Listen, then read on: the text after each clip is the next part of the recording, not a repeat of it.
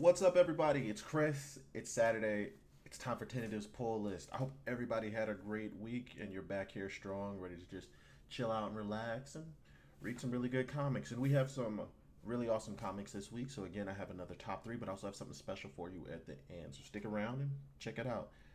Um, let's get right into it. The first comic I read this week, I actually was a little hesitant on because, again, it was one of those comics that I went back and grabbed because I wasn't sure about it, but I'm glad I did. Um, Imagine, if you will, if you've ever seen, if you're old enough to remember Alien Nation, about aliens who come to Earth and try to blend in with society, and they create special police officers and everything to work with the Earthlings. Well, this is something like that. I'm talking about Turncoat from Boom Studios. Turncoat from Boom Studios revolves around the story of Marta Gonzalez, a former management police officer who decided to betray the aliens and help the humans, get their planet back. So it is what it is. She basically became a traitor. She became a turncoat, which sets up a lot of the backdrop of the story where she is pretty much an outcast on both sides, the Earthlings and people who still felt like management was doing the right thing, being there on Earth and controlling it. So she's kind of on the outside from everywhere, and nobody really likes her. But she gets a case. She becomes a private detective, and she gets a private detective, and gets a case of a missing person. And you know how these stories go. You become a private dick, you get that one case that you think is going to help you out, make rent and everything, and it turns out that it's going to be a nightmare. That's what this is, a nightmare. And it is so good. Definitely suggest reading this if you're a big fan of aliens, sci-fi, stuff like that. Marta's journey is going to be a rough one, and I can't wait to see what happens next in this one. I can definitely recommend this just due to the simple fact that it's got aliens, it's got a little bit of violence, it's got that a little bit of a modern hardboiled detective story, and I think that's great. So definitely recommend checking this one out. My next one, I'm a big fan of Spider-Man. All the Spider-Man comics that they're doing right now, I'm reading them all, and I'm still trying to figure out which one I'm going to drop and which ones I'm going to keep. But I can tell you right now, the one I'm definitely keeping is the mainline Spider-Man, featuring, our boy Miles Morales. Even though this is a Spider-Man book, there's not much Spider-Manning going on in this book. This is all about Miles' home life. If you remember, last issue left off with a bit of a cliffhanger. Miles' grandma was in town and she was pissed. Turns out Miles, is struggling the same way Peter did when he first became Spider-Man, trying to balance grades and superherodom. And guess which one's failing? It ain't the superherodom. So grandma's there to straighten him out. She thinks he's on the drugs, and it's just crazy. There's a special guest appearance by, you see our girl Miss Marvel on the cover. She's in there, and they have a little chit chat, and she helps him out a little bit. My question right now, though, is all of these heroes, all these new heroes, constantly just revealing their identity to her, and she's not doing the same to them? Because this seems to be a dynamic, and I feel like it's gonna become an issue sooner or later in one of their books. Nova's revealed who he is to her. Spider-Man, Miles has revealed who he is to her, but she hasn't told them who she really is, and she doesn't plan on it. So I think this is going to be an issue. I think it's definitely a big backdrop, something they're setting up, and I think that's going to be awesome. But definitely read this one, not because of Miles being Spider-Man, but because of Miles being Miles and dealing with stuff that we all know about in high school grades. Check it out.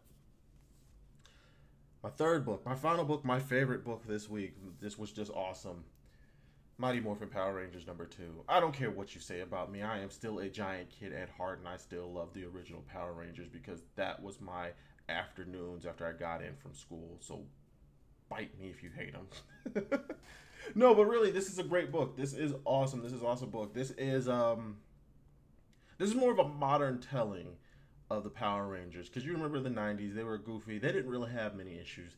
These guys have issues. They have issues that we can relate to. Parents going through divorce, figuring out what their future is, figuring out who their identities are, self-image issues, all of that, something you can relate to. So I definitely recommend this one. This is picking up off the first issue, which is basically, this whole first arc is about Tommy. This is right after he joins the Rangers, and he feels like he has something to prove. He also feels like they're singling him out like he is still struggling to prove himself to them, and he's not.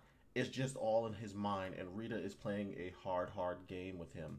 I definitely suggest reading this one, not for the simple fact that it's just Power Rangers, but because there's some great backdrop in this, showing they're, even though they're doing all this saving the world, they're still human. They still have high school level issues, and it's really good. So this is some solid writing that I can recommend. Definitely check this one out. And if you don't want to see anything else, there's some awesome fighting in here. Definitely check it. Now for my special. I don't usually do this, but I'm going to do this every once in a while now. I'm going to recommend a trade for you when it comes out. This is King. I've talked about King with you guys before, I'm pretty sure, but this is the last issue of King, issue number 5.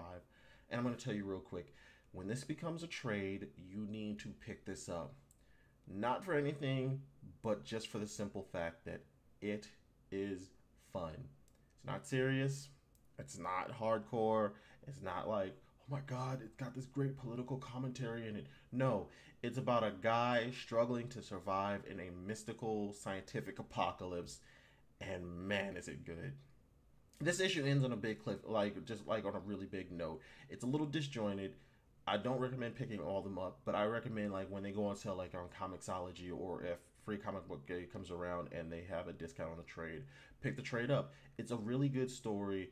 It's really fun if you're a fan of mystical writing, or if you're a fan of technological stuff, because it's all in there. It's about the end of the world, one guy struggling to survive. It's not about him really attempting to save the world, even though that's what his job is supposed to be. It's really about him coming to grips and trying to just survive and make it out there. It's just like a regular guy with a 9 to 5 drive, except aliens and ancient monsters and mythical beings all try to kill him. Yeah, good stuff. I can definitely recommend this one. So there you are. Those are my books for this week. I definitely think you should check all of them out. Let me know if I missed anything. Let me know if you want to hear more about something, if you want a specialized episode just on a single issue that we can go over, we can do that.